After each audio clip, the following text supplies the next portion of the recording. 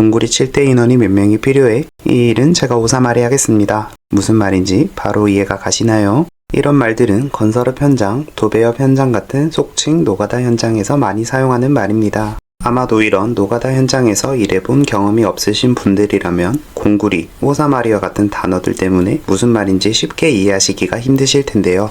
그래서 오늘은 일본으로부터 건너와 현재 노가다 현장에서 많이 쓰이고 있는 단어들은 어떤 것들이 있는지, 왜 노가다 현장에서는 이런 일본에서 건너온 단어들이 많이 사용되는가에 대해 알아보고자 합니다.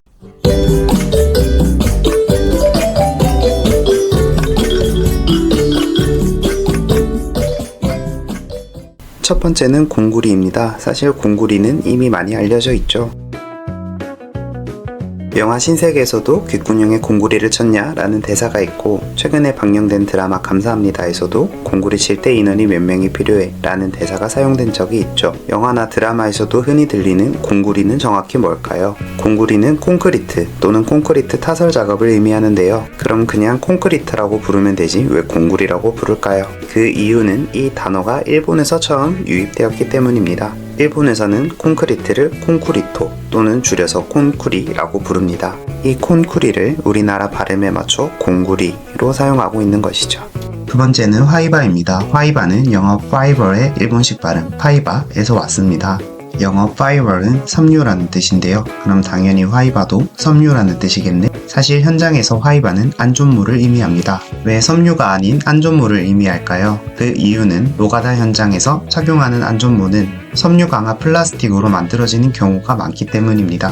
안전모는 높은 곳에서 무거운 것이 떨어지거나 발을 헛디뎌 추락하는 경우 반드시 두부를 보호해 주어야 하기 때문에 튼튼함이 필수입니다. 하지만 힘든 노동을 하는 노가다 현장에서 무거운 철모를 사용한다면 숨이 턱턱 막히겠죠. 이러한 이유로 착용했을 때 튼튼하지만 철모보다는 훨씬 가벼운 강화섬유 플라스틱 소재의 안전모가 많이 사용됩니다. 튼튼함이면 튼튼함, 가벼움이면 가벼움 모든 부분에서 딱이었던 거예요. 그래서 화이바는 섬유 강화 플라스틱으로 만든 안전모를 뜻하다가 이제는 안전모 자체를 의미하는 단어로 쓰이고 있죠. 세 번째는 아다리입니다. 아다리는 바둑을 더 보신 분들이라면 많이 들어보신 단어일 텐데요. 바둑에서 한 수만 더 두면 상대의 돌을 따낼 수 있는 상태, 이 상태를 우리나라 말로는 단수라고 부르죠.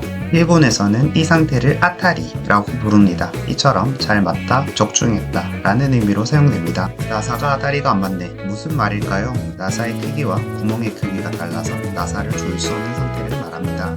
이렇게 공구리, 화이바처럼 영어에서 출발했어도 일본을 거쳐서 우리나라로 들어오게 된 단어 아다리처럼 아예 일본어 그대로를 사용하는 단어, 조금씩 다르지만 노가다 현장에서 사용하는 말은 일본과 연관이 있는 것 같은 느낌이 들죠?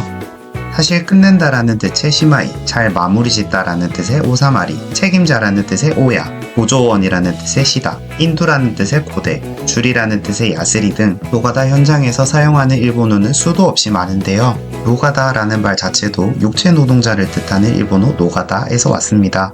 아이러니하게도 현재 일본에서는 이 노가다라는 말을 잘 사용하지 않는다고 하죠. 이쯤 되면 왜 노가다 현장에서 일본어를 많이 사용할까 궁금하지 않으신가요? 손톱깎이를 의미하는 스메끼리, 단무지라는 뜻의 닭강 등 사실 우리는 노가다 현장뿐만 아니라 일상생활에서 일본어를 많이 사용하고 있습니다. 그런데 노가다 현장에서 유독 많이 쓰는 느낌은 있죠?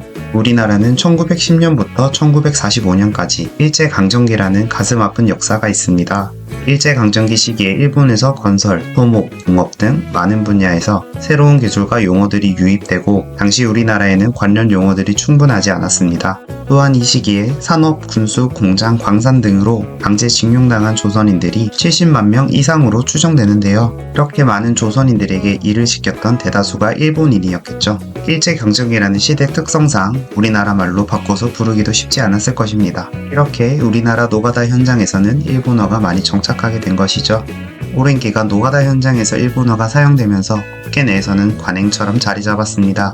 심지어 노가다 현장에서 이런 일본어를 많이 쓰면 좀 더 전문가처럼 보인다고들 하죠. 최근에는 일본어 용어를 순화하려는 노력이 많이 이루어지고 있지만 오랜 시간을 사용해온 만큼 빨리 바뀌기는 힘들 것 같습니다. 우리가 일본어를 많이 쓰게 된 배경에는 가슴 아픈 역사가 있고 사용하는 언어에는 민족의 정체성을 담고 있는 만큼 그동안 많이 사용해오던 일본어를 우리나라 말로 순화해서 말해보는 건 어떨까요? 지금까지 수박서리단이었습니다. 감사합니다.